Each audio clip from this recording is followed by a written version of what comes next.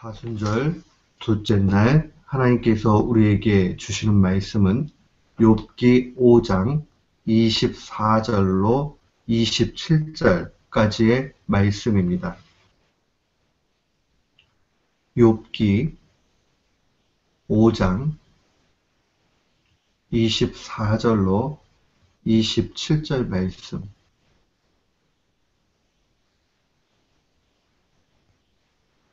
우리 마음을 같이 해서 24절로 마지막 절까지 함께 봉독토록 합니다. 네가 네 장막의 평안함을 알고 네 우리를 살펴도 잃을 것이 없을 것이며 네 자손이 많아지며 네 후예가 땅에 풀 같을 줄을 네가 알 것이라. 네가 장수하다가 무덤에 이르리니 곡식단이 그 기한에 운반되어 올라옴 같으리라. 볼지어다 우리의 연구한 바가 이 같으니 너는 듣고 네게 유익된 줄 알지니라. 아멘. 저는 오늘 본문 말씀 욥기서 5장 24절로 27절 말씀을 통해서 하나님은 상식보다 크시다 라는 제목으로 주의 말씀을 선포하도록 하겠습니다. 우리가 상식이다 이렇게 이야기할 때는 보통 사람들, 또 대다수의 사람들이 인정하고 선택하는 것을 상식이라고 이야기합니다. 그래서 common sense다 라고 이야기하는 이 상식은 최소한 이 세상의 질서를 유지해 나가는 그런 최소 단위라는 것을 알게 됩니다.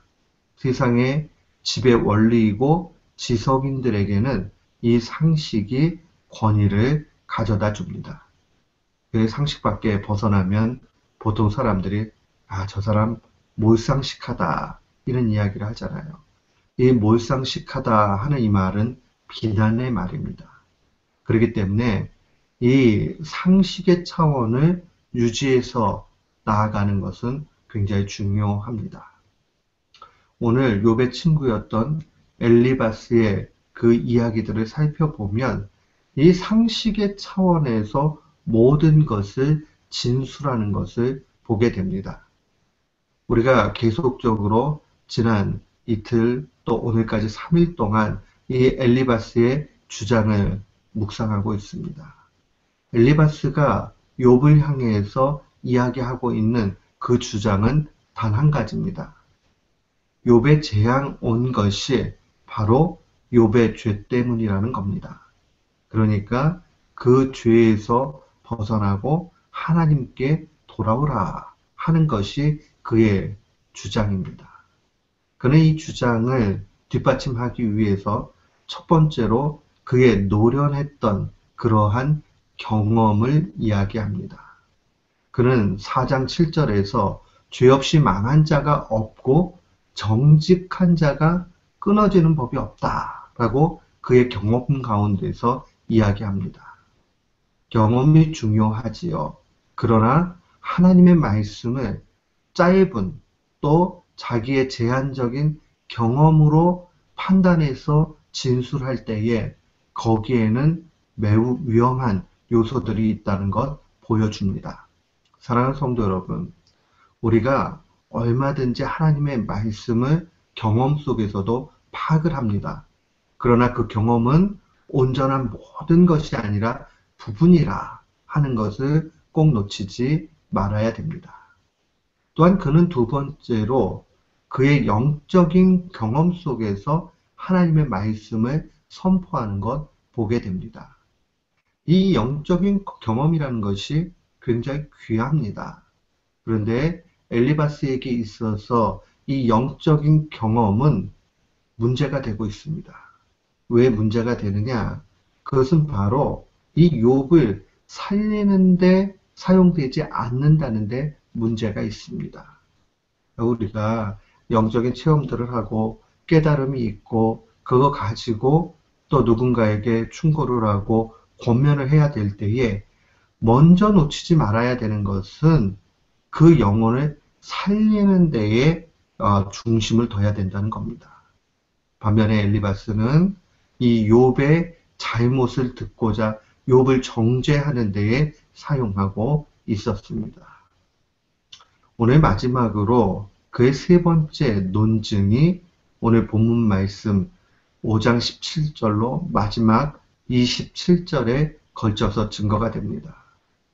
그가 주장하고 싶은 이 근거는 무엇이냐면 시대의 상식선에서 봐도 자신이 주장하고 있는 죄 지은 자가 벌 받는 것처럼 너도 죄 가운데 벌을 받는다 하는 이 말을 확증하고 싶어 하는 겁니다. 그래서 27절 말씀에 보면 우리의 연구한 바가 이와 같다라고 이야기합니다. 이 연구한 바라는 것은 면밀히 검토해 봤다라는 이야기입니다. 세상의 이치를 알기 위해서 면밀히 검토해 나아갈 때에 그 상식이 나오게 되는데 그 상식선에서 봐도 분명히 죄 가운데서 너의 재앙이 나았다는 겁니다. 그러면서 너는 듣고 네게 유익된 줄 알라라고 이야기합니다. 이 말씀을 더 피부에 와닿게 이야기하면 이 세상의 원리, 상식의 차원을 너에게 적용하라 이런 의미를 가지고 있습니다. 그러니까 자신의 그 확신을 가지고 이야기하는 것이죠. 근데 우리가 욥기를 읽다 보면 계속적으로 마음속에 갈등이 되는 것이 있습니다. 4장과 5장에 기록되어져 있는 엘리바스의 이야기를 보면서 엘리바스가 지금 말하고 있다라는 것이 아닌 그런 상태로 보면 그 한 문장 한 문장은 주옥 같은 그런 말씀입니다. 하나도 버릴 게 없어요. 이게 엘리바스가 하고 있는 말이기 때문에 여기에 문제가 있다는 것을 아는 것이지, 그렇지 않다면 이 4장과 5장에 기록되어져 있는 엘리바스의 말은 문장 하나하나는 다 옳은 진술입니다. 그럼에도 불구하고 하나님은 엘리바스의 진술이 틀렸다라고 말씀하십니다. 왜 그렇습니까? 그것은 바로 욥기 전체가 의인의 고난에 대해서 이야기하고 있기 때문에 그렇습니다. 의인이 고난당하는데 그 의인이 고난당하는 데는 하나님의 또 다른 깊은 차원의 지혜가 있다는 겁니다. 우리로 하여금 그 하나님의 지혜를 발견하고 보라는 것이 욥기서가 우리에게 주는 하나님의 메시지입니다. 근데 답답해요. 어떨 때 이렇게 보면 욥의 이야기들을, 이 욥기에 나와 있는 친구들의 이야기들을 보면 신앙적인 차원에 봐도 하나 틀린 것이 없는데 하나님은 그것을 잘못되었다라고 말씀하십니다. 오늘 이 세 번째 논증을 시작하는 17절 말씀에 보면 볼지어다 하나님께 징계받는 자에게는 복이 있나니 그런즉 너는 전능자의 경책을 업신여기지 말지니라 라고 증거합니다. 이 말씀이 틀린 게 하나도 없어요. 그렇죠? 하나님께 징계받는 것이 오히려 복입니다. 그러니까 경책을 업신여기지 말고 회개하고 나아가라 하는 이 말이, 아니 누가 신앙을 가지고 있는 사람이라면 틀렸다 이야기할 수 있습니까? 진실입니다. 그런데 이러한 진실에도 불구하고 여기에는 신앙적인 효력을 찾을 수 없습니다. 왜 옳은 이야기를 하고 있는데 신앙적 효력을 찾을 수 없는가? 그것은 바로 이것이 죄인에게 적용된 것이라면 효력이 있습니다. 그럼에도 불구하고 의인에게는 맞지 않는 것입니다. 의인이 고난받는다고 이야기할 때에 엘리바스의 전제 가운데서 보면 그 효력을 나타낼 수가 없는 것이죠. 이것이 의인에게 적용된다 할지라도 엘리바스의 중심의 태도로 보면 이것의 효력이 나오지 않습니다. 그에게는 사랑과 경건이 없는 상태에서 상식의 차원에서 이야기하고 있기 때문입니다. 경건함이 없는 경험은 의미 없는 메아리가 됩니다. 사랑이 없는 선포는 자신의 영혼도 죽이고 다른 사람의 영혼도 죽입니다. 제가 욥기서를 묵상하면서 하나님의 말씀을 다루고 하나님의 말씀을 선포하는 저로서는 참 많은 도전을 받습니다. 왜 그렇습니까? 그것은 바로 아무리 옳은 하나님의 말씀을 진술한다 할지라도 그것이 효력을 내지 않을 수 있다는 겁니다. 언제 그렇습니까? 하나님의 지혜의 차원에서 상식을 뛰어넘고 있는 것을 보이지 않을 때에, 믿지 않을 때에, 그 사람과 경건 가운데 하나님의 지혜를 선포하지 않을 때에 아무런 효력이 없다는 겁니다. 우리에게도 동일합니다. 하나님의 말씀을 나는 믿어, 나는 알고 있어, 나는 그대로 선포해 라고 하지만 실상 그 효력이 없을 수 있다는 겁니다. 하나님의 말씀은 우리에게 분명히 이야기하기를 단순한 말의 진술에 매이지 말라는 겁니다. 그러니까 문장적인 그런 말에 매이는 것이 옳지 않다는 겁니다. 그런 의미에서 하나님의 말씀은 주문이나 구호가 아닙니다. 이방 종교에 보면 주문을 계속 외우면 그걸 가지고 뭔가에 이르기도 하고 효력이 나타나는 것처럼 이야기하잖아요. 그런데 하나님의 말씀은 이방의 주문과 다르다는 겁니다.